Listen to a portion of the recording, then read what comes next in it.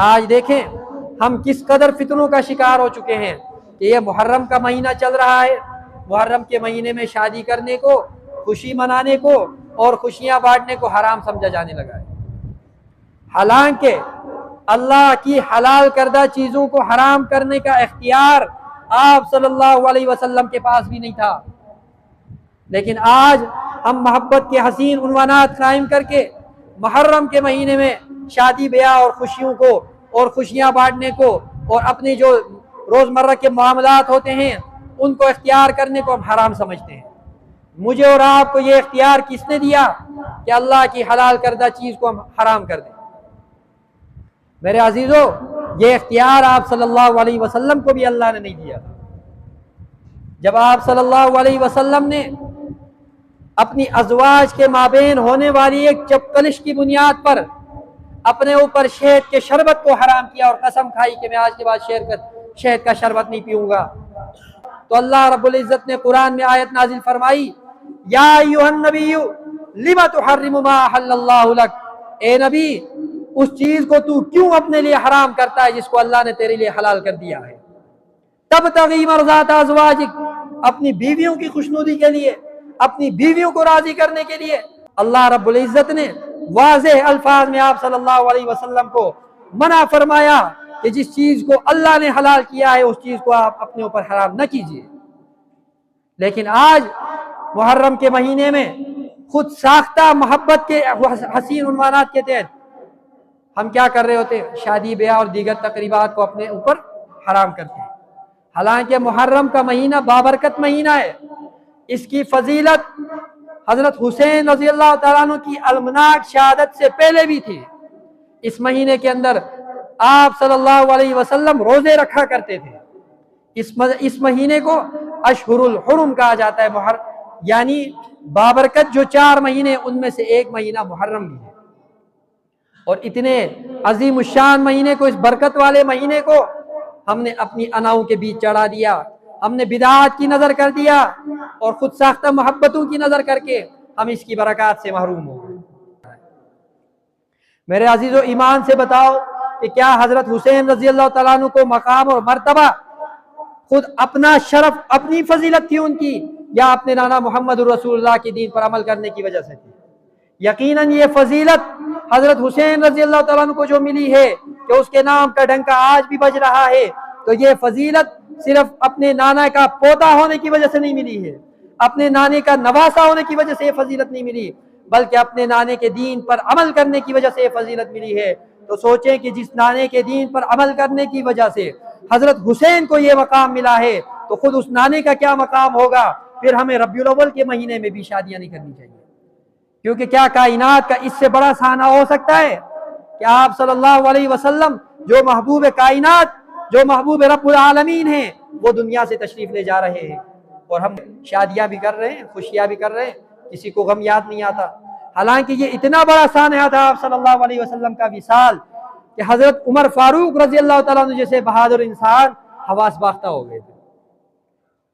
حضرت عمر فاروق رضی اللہ تعالیٰ عنہ اپنے حواس کھو بیٹھے تھے، حضرت عثمان غنی رضی اللہ تعالیٰ عنہ بے ہوش ہو گئے تھے، حضرت علی رضی اللہ تعالیٰ عنہ جو اتنے بہادر آدمی ہیں سکتے میں چلے گئے تھے۔ یہ کیا سانحہ ہو گیا؟ کیا روئے زمین پر آپ صلی اللہ علیہ وسلم کے وصال سے بڑا کوئی سانحہ ہے؟ لیکن اس کے باوجود ہم ربیع الاول کے مہینے میں جو آپ صلی اللہ علیہ وسلم کے وصال کا مہینہ ہے، خوشیاں بھی مناتے ہیں، شادیاں بھی رچاتے ہیں، کوئی غم نہیں مناتے، تو اس کا مطلب یہ ہے کہ دین کا حکم یہ ہے کہ 3 دن کے بعد کوئی سوگ نہیں ہے، 3 دن کے بعد کسی قسم کا کوئی سوگ نہیں ہے۔ ورنہ اگر ہم 3 دن کے بعد، 3 سال کے بعد 300 سال گزر گئے، 1400 سال گزر گئے، اگر ہم غم مناتے پھریں تو پھر مجھے بتائیں کہ حضرت حسین رضی اللہ تعالیٰ عنہ کے بڑے بھائی حضرت حسن رضی اللہ تعالیٰ عنہ جن کو بھی دردناک شہادت ملی تھی، زہر دے کر تڑپا کر کے مارا گیا تھا،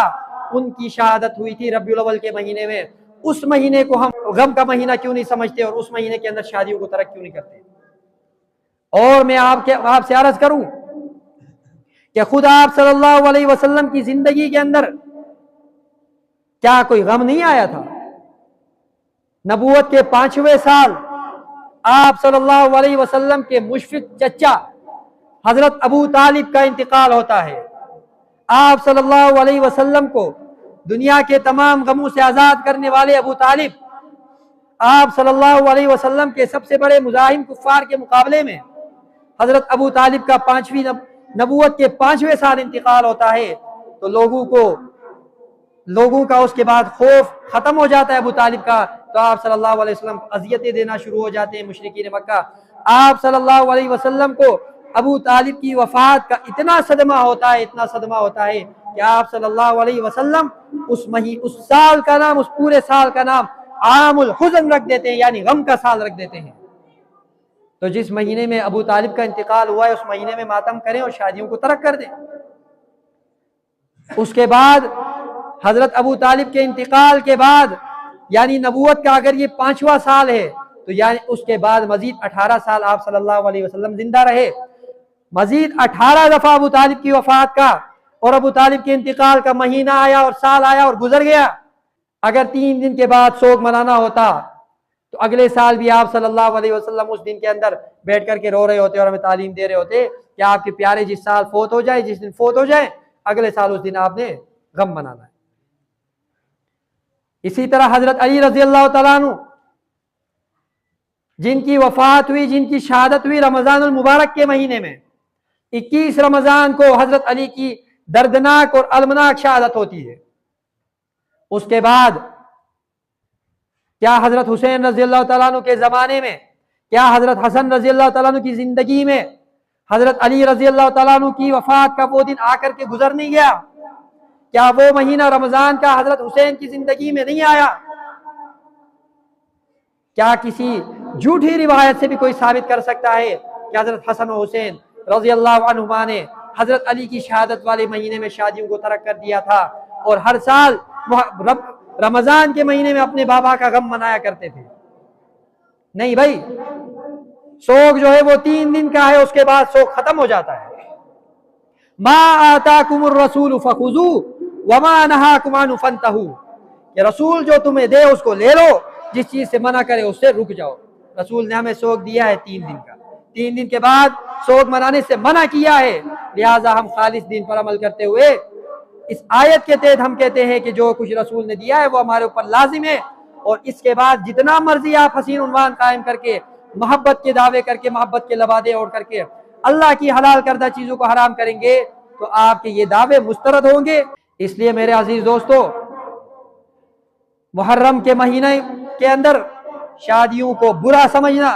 خوشیوں کو برا سمجھنا بدترین بدعت ہے۔ اگر کوئی شادی نہیں بھی کرتا اس مہینے کے اندر، کسی کو موقع نہیں ملا شادی نہیں کرتا، لیکن اگر کسی دوسرے کو شادی کرتا دیکھ کر کے اگر وہ یہ سمجھتا ہے کہ اس نے برا کام کیا ہے تو یہ بدترین قسم کی بدعت کا مرتکب ہوا ہے اور گناہگار ہوا ہے۔ اس لیے جو دین آپ صلی اللہ علیہ وسلم 1400 سال پہلے دے کر کے گئے ہیں، اس دین کے اندر اپنی خواہشات کو داخل کرنا ترک کر دیجیے۔ اللہ کی حلال کردہ چیزیں جو آج سے 1400 سال پہلے حلال ہو چکی ہیں، اور جو چیزیں آج سے 1400 سال پہلے اللہ نے حرام کر دی ہیں، ان حلال کردہ چیزوں کو حرام کرنے کا اور حرام کردہ چیزوں کو حلال کرنے کا اختیار آپ صلی اللہ علیہ وسلم کو بھی نہیں۔ میں نے آپ کے سامنے آیت پڑھی، یا ایھا النبی لم تحرم ما احل اللہ لک، اے نبی تو نے اپنے لیے وہ چیز کیوں حرام کی ہے جس کو اللہ نے آپ کے لیے حلال کر دی تھی۔ اس لیے میرے عزیز دوستو، دین جو ہے وہ اللہ رب العزت نے جو نازل کیا وہی ہے، ہماری خواہشات دین نہیں ہے، ہم نے اپنی خواہشات کو دین کے تابع کر کے چلنا ہے۔ اللہ رب العزت قرآن میں فرماتے ہیں وَمَن يَبْتَغِ غَيْرَ الْإِسْلَامِ دِينًا فَلَن يُقْبَلَ مِنْهُ، جو اسلام کے علاوہ کسی دین کو چاہے گا، اس کو لے کر کے آئے گا تو وہ دین قبول نہیں کیا جائے گا۔ دین ان الدین عند اللہ الاسلام، دین صرف اور صرف اسلام ہے، جو آج 1400 سال پہلے الیوم اکملت لکم دینکم واتممت علیکم نعمتی ورضیت لکم الاسلام دینا، کہ دین کو میں نے تمہارے لیے مکمل کر دیا ہے، اپنی نعمت کو تمہارے اوپر مکمل کر دی ہے۔ اب اس کے بعد ہماری کسی قسم کی کوئی خواہش، اس کا عنوان چاہے جتنا مرضی حسین ہو، وہ کبھی بھی دین کے اندر داخل نہیں ہو سکتی۔ اس لیے چور دروازوں سے دین کے اندر مداخلت کرنے کی روش کو ترک کی جائے، اور اللہ کی حلال کردہ چیزوں کو حرام کرنے کی یہ روش کو ختم ہونا چاہیے۔ اللہ رب العزت ہمیں اپنے احکامات اور آپ صلی اللہ علیہ وسلم کی سنتوں کے مطابق زندگی گزارنے کی توفیق عطا فرمائے۔